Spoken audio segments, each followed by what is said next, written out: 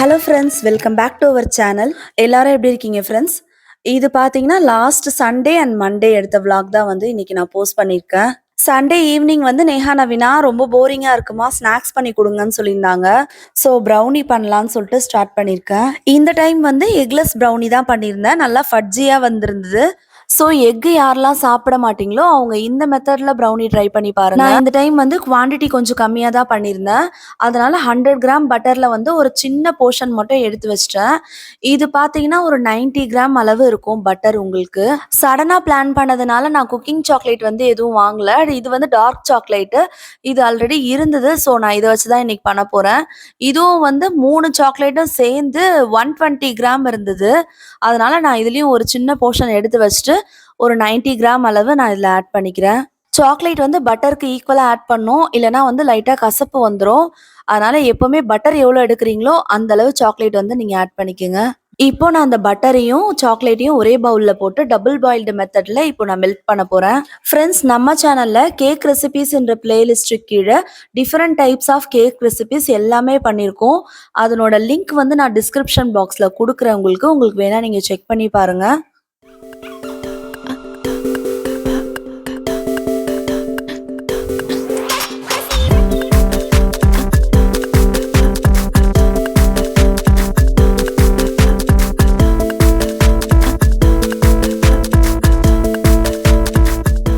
இப்போ பட்டரையும் சாக்லேட்டையும் மெல்ட் பண்ணதுக்கு அப்புறமா கம்ப்ளீட்டா ஆற வச்சிடலாம்.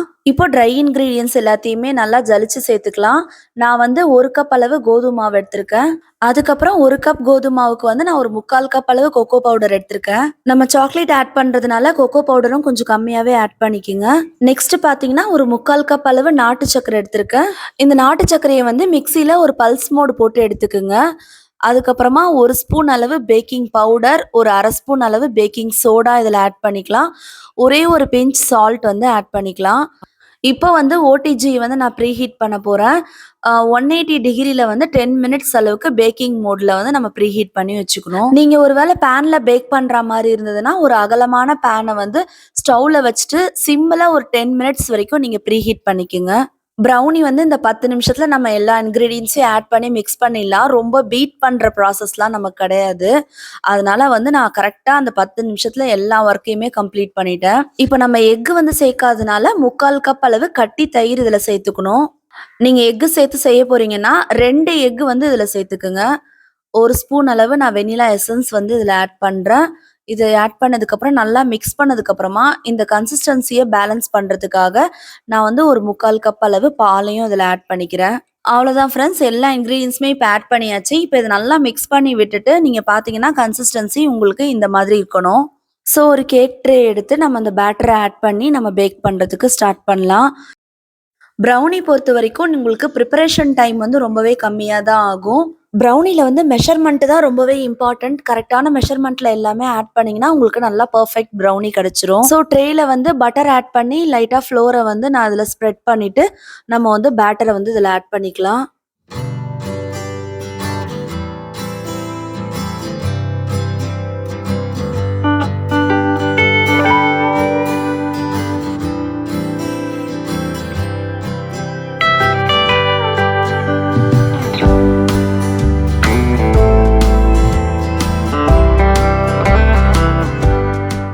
இதுக்கு மேலே வந்து நான் பாதாம் கட் பண்ணி வச்சுருக்கேன். இது கார்னிஷிங்காக நான் இதில் ஆட் பண்ணிக்கிறேன். வேண்டாம்னா நீங்கள் பிளெயினாகவும் பண்ணலாம். வீட்டில் கொஞ்சம் சாக்கோ சிப்ஸ் இருந்துச்சு, அதனால் நான் இதை ஆட் பண்ணிக்கிறேன். உங்கள்கிட்ட சாக்லேட் இருந்ததுன்னா கூட நீங்கள் கட் பண்ணி இதுக்கு மேலே சேர்த்துக்கலாம். அவ்வளோதான் ஃப்ரெண்ட்ஸ், வித்தின் 10 மினிட்ஸ்க்குள்ளே நம்ம பேட்டர் ரெடி பண்ணி கார்னிஷிங் ஒர்க்கு எல்லாமே கம்ப்ளீட் பண்ணியாச்சு. இப்போ நம்ம ஆல்ரெடி ஓடிஜி வந்து ப்ரீ ஹீட் பண்ணி தான் வச்சுருக்கோம். இப்போ பேக் பண்ணுறதுக்கு ஸ்டார்ட் பண்ணிடலாம். இது வந்து ஒரு 40 மினிட்ஸ் வரைக்கும் ஓடிஜியில் வச்சு பேக் பண்ணிங்கன்னா போதும். நல்லா சூப்பராக ஃபட்ஜியான ப்ரௌனி வந்து நமக்கு ரெடி ஆகிடும்.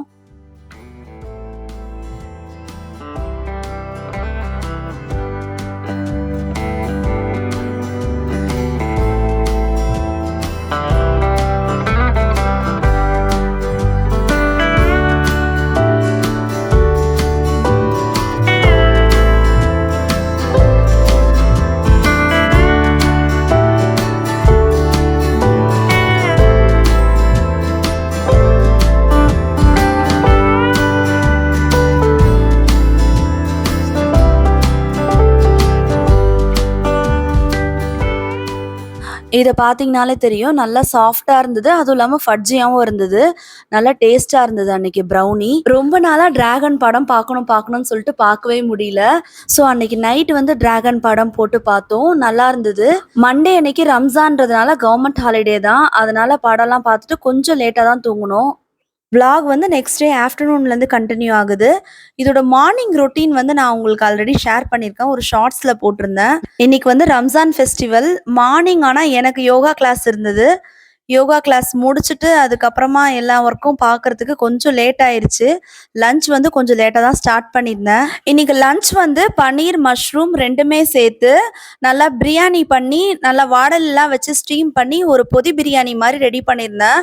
நல்லா ஃப்ளேவர்ஃபுல்லாக சூப்பராக இருந்தது. நான் ஆல்ரெடி ஷார்ட்ஸில் சொல்லியிருந்தேன் உங்களுக்கு நான் இந்த ரெசிபி வந்து ஷேர் பண்ணுறேன்னு சொல்லிட்டு. இதுக்கு வந்து நல்லா ஒரு அகலமான ஒரு பேன் வச்சுக்குங்க. அதில் வந்து தேவையான அளவு நெய்யும் எண்ணெயும் ஆட் பண்ணிக்கோங்க. அதில் பிரியாணிக்கு தேவையான ஹோல் ஸ்பைசஸ் போட்டு பச்சை மிளகா வந்து ஒரு 5 பச்சை மிளகா கீரி சேர்த்துருக்கேன். இது நல்லா வதக்கி விட்டுட்டு பெரிய வெங்காயம் பார்த்தீங்கன்னா ஒரு 4 பெரிய வெங்காயம் நீல வாக்கில் கட் பண்ணி சேர்த்துருக்கேன். நான்வெஜ் ஸ்டாப் பண்ணதுலேருந்து வெஜிடேரியன்ல என்ன ஸ்பெஷலாக பண்ணலாம் அப்படின்னு சொல்லிட்டு யோசிச்சு ஒவ்வொன்றா ட்ரை பண்ணுறேன் ஃப்ரெண்ட்ஸ். ஆனால் இதுவும் நல்லா தான் இருக்குது. நான்வெஜ் ஸ்டாப் பண்ணதுலேருந்து வெஜிடேரியனில் நிறைய வெரைட்டி சாப்பிட்ற மாதிரி இருக்குது. அது இல்லாமல் நமக்கு டென்ஷன் ஸ்ட்ரெஸ் எல்லாமே வந்து நிறைய குறைஞ்ச மாதிரி தெரியுது. இந்த 3 monthsல பார்த்தீங்கன்னா எனக்கு நிறைய டிஃப்ரென்ஸ் தெரியுது. இன்னொரு சைடு என்ன பண்ணிட்டு இருக்கேன்னு பார்த்தீங்கன்னா, நான் இதுக்கு முன்னாடி வீடியோவில் வந்து நான் ஃபிர்னி ரெசிபி ஷேர் பண்ணியிருந்தேன்ல, அதுதான் பண்ணிட்டு இருக்கேன். தங்கச்சி பொண்ணுக்கு வந்து இன்னைக்கு பர்த்டே. அதனால சரி அவங்களுக்கு செஞ்சு கொண்டு போலாம் அப்படின்னு சொல்லிட்டு ரெடி பண்ணிட்டு இருக்கேன். வெங்காயம் நல்லா வதங்கினதுக்கு அப்புறமா இதுல வந்து 2 ஸ்பூன் இஞ்சி பூண்டு பேஸ்ட் ஆட் பண்ணிட்டு 3 பெரிய தக்காளி, அதுக்கப்புறமா தேவையான அளவு உப்பு வந்து சால்ட்டே ஆட் பண்ணுங்க. ஏன்னா இது வந்து நான் ரைஸை வந்து வடிச்சிட்டு மிக்ஸ் பண்ண போறேன். கரெக்டா இந்த ஸ்டேஜ்ல பவர் கட் ஆயிடுச்சு ஃப்ரெண்ட்ஸ். அதனால லைட்டிங் கொஞ்சம் கம்மியா இருக்கும். கொஞ்ச நேரத்திலே பவர் வந்துருச்சு நமக்கு. அதுக்கப்புறம் பாத்தீங்கன்னா ஒரு பேக்கெட் மஷ்ரூமை வந்து கொஞ்சம் பெரிய பீசஸா கட் பண்ணி இதுல சேர்த்துட்டு நல்லா வதக்கி விட்டுக்கிறேன். மஷ்ரூம் போட்டு வதக்கி விட்டுட்டு 1 ஸ்பூன் மஞ்சள் தூள், 2 ஸ்பூன் மிளகாத்தூள், 1 ஸ்பூன் கரம் மசாலா தூள் இது எல்லாமே சேர்த்துட்டு இன்னும் கொஞ்சம் நல்லா வதக்கி விடணும். இது வந்து எவ்வளோ குவான்டிட்டி செய்கிறேன்னு பார்த்தீங்கன்னா 2 ஆழாக்கு அரிசி, அதாவது 400 கிராம் அரிசி வந்து நான் எடுத்திருக்கேன். பாஸ்மதி ரைஸ் தான் எடுத்திருந்தேன். அது வந்து ஃபுல் பாயில் பண்ணாமல் ஒரு 70% வரைக்கும் வேக வச்சுக்கணும். மசாலாலாம் ஆட் பண்ணதுக்கு அப்புறமா புதினா இலை வந்து கொஞ்சமாக சேர்த்துக்கலாம்.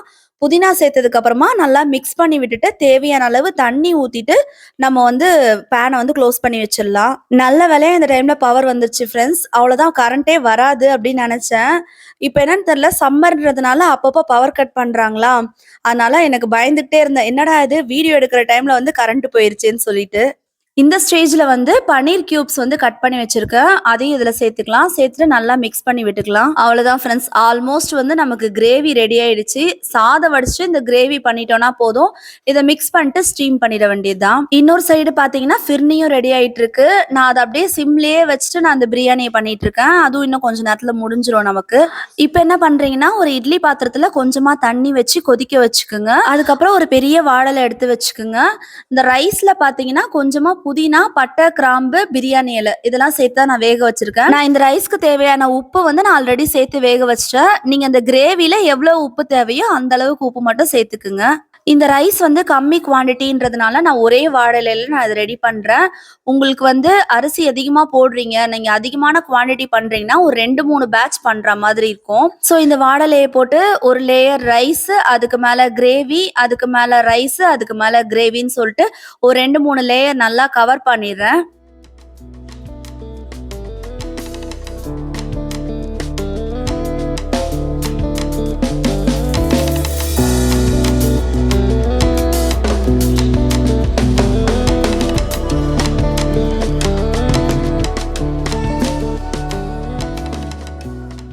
ஃபைனலாக பாயில் பண்ண எக்கையும் வந்து நான் இதுலேயே சேர்த்துடுறேன். இதில் வச்சுட்டு நம்ம ஸ்டீம் பண்ணும்போது அந்த ஃப்ளேவர் நல்லாயிருக்கும் உங்களுக்கு.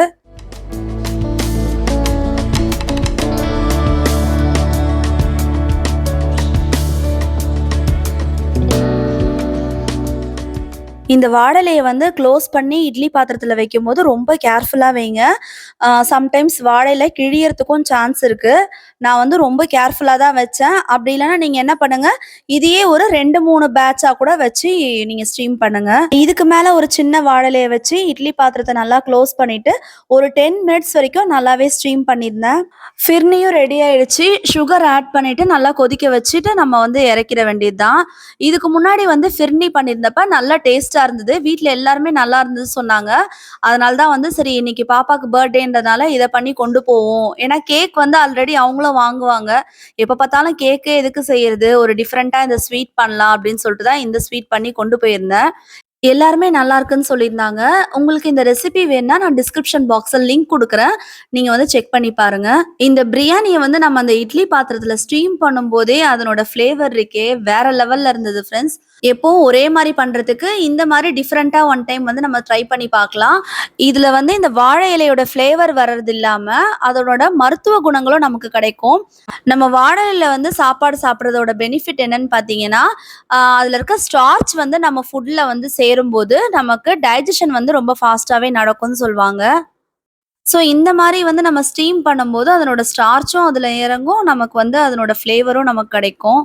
இப்ப நெக்ஸ்ட் நான் என்ன பண்ண போறேன்னா, நம்ம அந்த கிரேவி பண்ணோம்ல, அதே பேன்ல வந்து இந்த ரைஸையும், கிரேவியும் அப்படியே எடுத்து நான் வந்து மிக்ஸ் பண்ணிட போறேன்.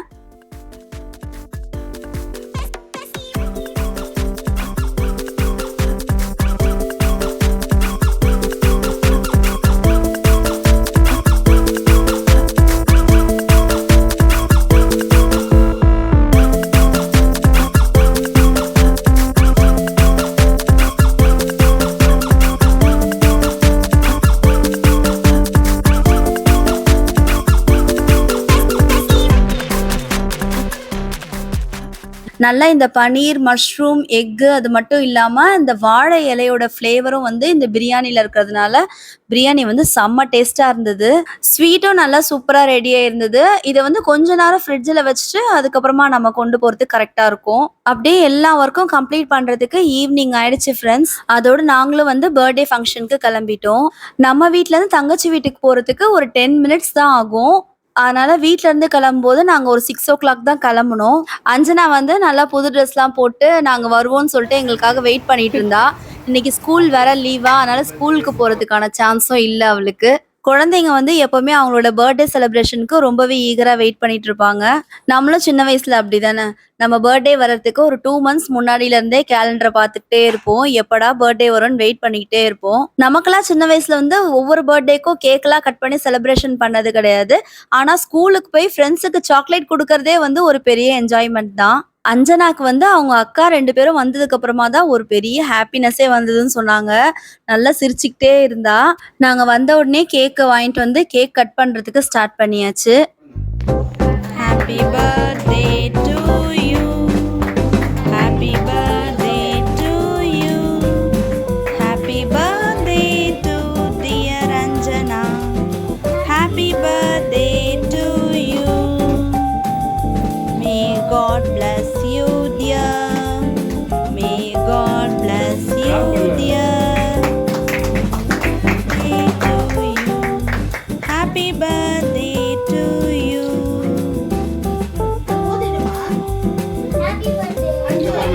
ஆண்டலே ஊதவே இல்லை. கிளாப் பண்ணுங்க. மறந்துச்சா?